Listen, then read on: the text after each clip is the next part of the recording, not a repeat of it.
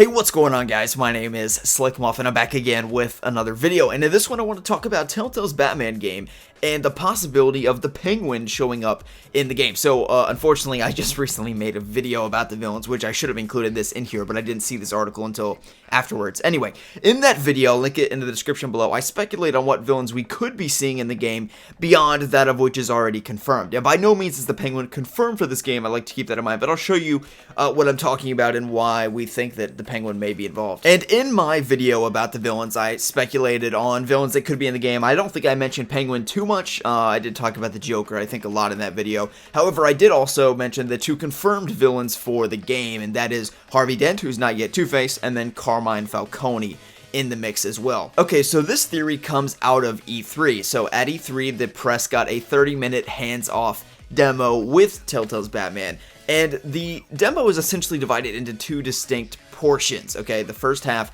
is the fight with Catwoman, and that was, remember the whole thing, I'll link to the description below, like all the details from E3, but just a general overview, like depending upon how that fight plays out, depends on how the Gotham City News reports that, if they do at all, and that's the whole thing there. You're stopping a bank robbery, black mask thugs might be involved, according to some people that I read. Anyway, that's not where the source for this video comes from. The evidence that suggests that Penguin may be in the mix comes from the second part of the demo, and that is where Bruce Wayne is throwing a fundraiser for Harvey Dent at Wayne Manor, and in doing so, he is walking through Wayne Manor. He looks over to a table, I suppose, and there is somebody sitting at the table, kind of slouched over, very depressed or saddened in some way, and the person's name is Oz. So as many of you know, the Penguin's name is Oswald Cobblepot, and he is sometimes referred to as Oz, O-Z. So here's two things that kind of puzzle me about this. The first of which is how he learns that the person's name is Oz. Is it like stapled across his hat?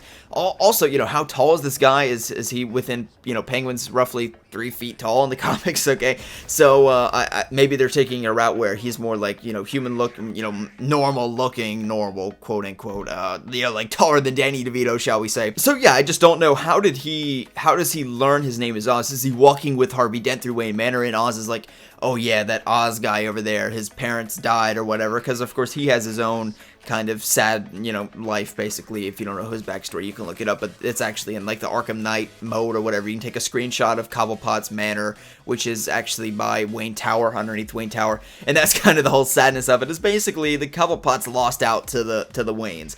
That's where the sadness comes from. He's a very depressed rich guy, okay, let's be honest. His life's not that hard. However, he's not as rich as the Waynes, and basically his parents lost the money war in Gotham, shall we say. Let me say this, is there the possibility that this is a mislead? In other words, you look over and the person's name is actually Oz. It's not Oswald Cobblepot, it's just, he's not the Penguin.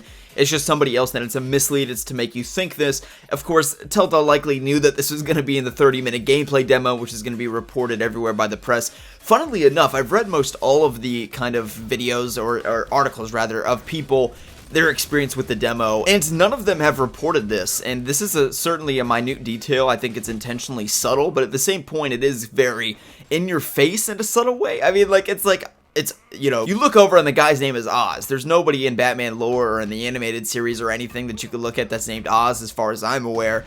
And Oswald Cobblepot Oz, I think that it's subtle in a overt way, if that makes sense. So as we begin to learn more and more about the game, I'm starting to see more and more how you think that this game resembles The Long Halloween. That's what some of you were saying in my E3 breakdown video. And at first it's like, no, it's an original story, and of course it still is. It's not going to try to mimic The Long Halloween in any way. But I certainly do see kind of the resemblance here, and the first of which is Batman's career, the age in which we're at. The Long Halloween is basically, you know, follows Batman Year One, if you're looking at it from like a lore or a canon perspective. So with that being said, it makes sense. The Long Halloween essentially comes right after Batman Year One, presumably in his second or third year as Batman, as we're getting with this game. You know, Batman, he's established, he's got the Batmobile and everything like that.